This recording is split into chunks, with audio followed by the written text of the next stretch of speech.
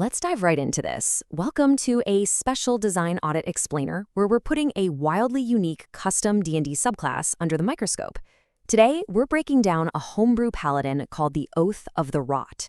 As an RPG mechanics analyst, I absolutely love a strong theme, but I'm always looking for where the math breaks. So we're going to see if this brilliantly decaying concept actually holds up mechanically, or if it's just going to break your game. The flavor here is incredibly strong right out of the gate. Just listen to this first tenet from the source material. Embrace the cycle. Death is not an enemy to be feared, but a necessary step for new life. It immediately establishes this creeping mycelium theme. It's beautifully written for sure, but it also immediately makes me question the balance. I mean, a paladin of decay? Traditionally, paladins are bursting with radiant energy and divine healing. Can a subclass built around rot and decomposition actually be balanced within the 5e framework, or is it going to be an overpowered edge case nightmare? What's really fascinating here is how the core concept completely flips the traditional knight in shining armor trope right on its head. Instead of a gleaming beacon of holy light, this paladin is a literal vector of fungal decomposition. They're called Moldguardians or Spore Knights. I just geek out over how they took the chassis of a martial halfcaster and injected it with a kind of primal, almost druidic flavor we usually only see in something like a Circle of Spores druid build. It's a really bold subversion. And the tenets illustrate that contrast so brilliantly. If we look at the official SRD, the Oath of Devotion is all about honesty, courage, and protecting the weak, right? Now listen to the Oath of the Rot's tenets. Cleanse the stagnant. It dictates that you must violently target the undead and anyone seeking eternal preservation simply because they're an affront to the natural order. It gives the player such a visceral, aggressive roleplay directive. But mechanically, that's going to put them toe-to-toe with some of the nastiest monsters in the monster manual. They need the engine to back up that aggressive stance. Section 1. Mechanics and Action Economy Breakdown. Let's see how elegantly these fungal features actually fit into a typical paladin's turn. So, analyzing the action costs. Standard paladins already have a lot competing for their bonus action. Think of all those smite spells in the SRD, like Searing Smite or Laying on Hands in a pinch. The Oath of the Rot introduces a new bonus action called Decomposing Aura and a reaction called Symbiotic Reclaiming. Now you might be wondering, does this make the turn feel cluttered? Honestly, I don't think so.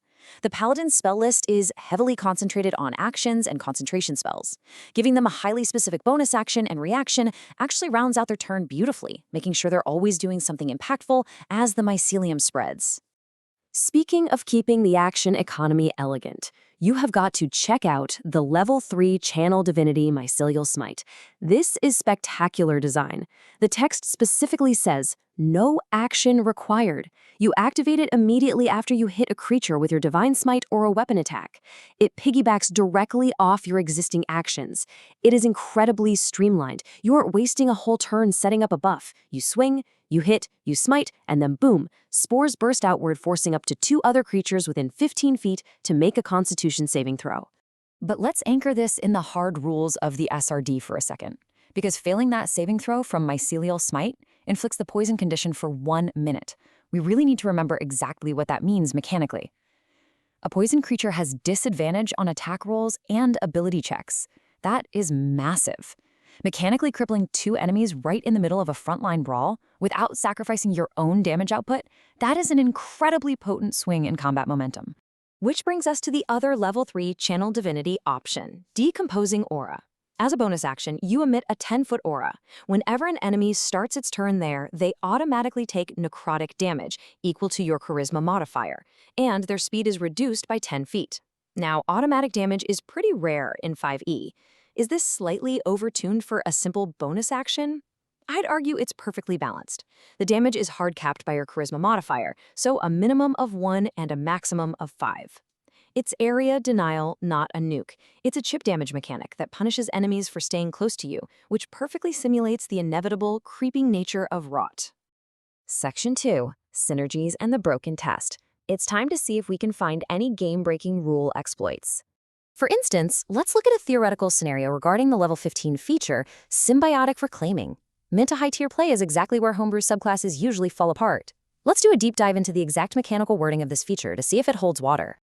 Reading directly from the source here, When a creature within 30 feet of you drops to 0 hit points, you can use your reaction to cause a rapid bloom of healing fungi to knit the wounds of your allies. The chosen target regains hit points equal to 2d8 plus your charisma modifier. It's wonderfully flavorful, right? You siphon the life of a dying foe to heal a friend. But wait, notice the wording. When a creature drops to 0 hit points, it doesn't specify a hostile creature. This opens the door to the infamous Bag of Rats exploit. A player could essentially carry around a sack of tiny, harmless creatures, crush one as a free action, and constantly trigger this 2d8 healing bloom between combats. Actually scratch that. The designer was one step ahead here. Notice the crucial detail. You can only use this feature a number of times equal to your charisma modifier, and you regain all expended uses when you finish a long rest. It's hard-capped. The Bag of Rats exploit relies entirely on infinite resource loops. By tying the uses to a strict long-rest-dependent resource pool, the designers successfully shut down any cheese while still preserving that incredibly cool narrative moment of pulling life from death. And speaking of elegant synergy, let's evaluate the level 7 feature, Aura of Spores. Paladins are already famous for their level 6 Aura of Protection. Right after that, this subclass grants you and allies within 10 feet resistance to necrotic and poison damage. Plus, they get to add your charisma modifier to saving throws specifically against the poisoned condition. It's a really nice, passive buff that stacks seamlessly with the base class mechanics. If you're fighting a green dragon or a high-level undead from the SRD, your party's going to be incredibly grateful for this fungal proximity. Section 3, the final verdict. Let's rate the overall power level and give some advice to the dungeon masters out there. We can't give a final verdict without talking about the level 20 capstone, Avatar of the Great Bloom. You literally become a living manifestation of the primal fungal network. For 10 minutes, you get a spore shield, providing heavy obscuration from ranged attacks, and the ground within 30 feet of you becomes difficult terrain for your enemies as thick mycelium erupts all over the place. Heavy obscuration means enemies effectively have the blinded condition when trying to target you from afar. That is top-tier battlefield control for a martial character. And let's not ignore the damage rider on this capstone.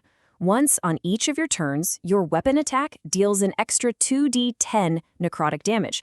But if the target is a beast, plant, or undead, that leaps to an extra 3d10 necrotic damage. That is a massive chunk of dice, and it perfectly ties back to their tenet of cleansing the stagnant. It's an incredibly powerful and highly flavorful capstone to build an entire 1 to 20 campaign toward. So where do we rank it overall? Looking at the complete package, you might be tempted to declare the Oath of the Rot slightly strong on the power scale.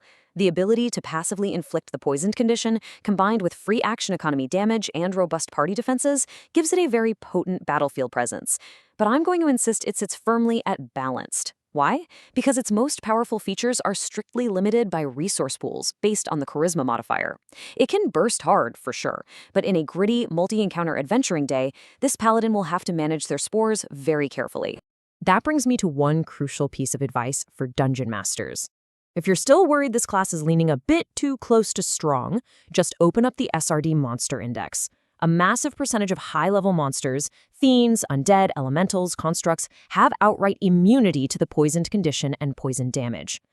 The natural ecosystem of D&D 5e naturally reins in this subclass's power at higher tiers of play. The DM doesn't even have to nerf the player. The monster manual does the heavy lifting for you. What an incredibly tight, thematic, and mechanically sound piece of design. We've seen how it flips the classic Holy Warrior into a force of creeping nature, handles the action economy with grace, and survives the broken test. So the only question left to ask you, the focused learners watching this explainer, after seeing the evidence we've laid out today, will you let the Oath of the Rot take root at your own D&D table? Let us know. Keep learning, keep rolling, and we'll see you in the next explainer.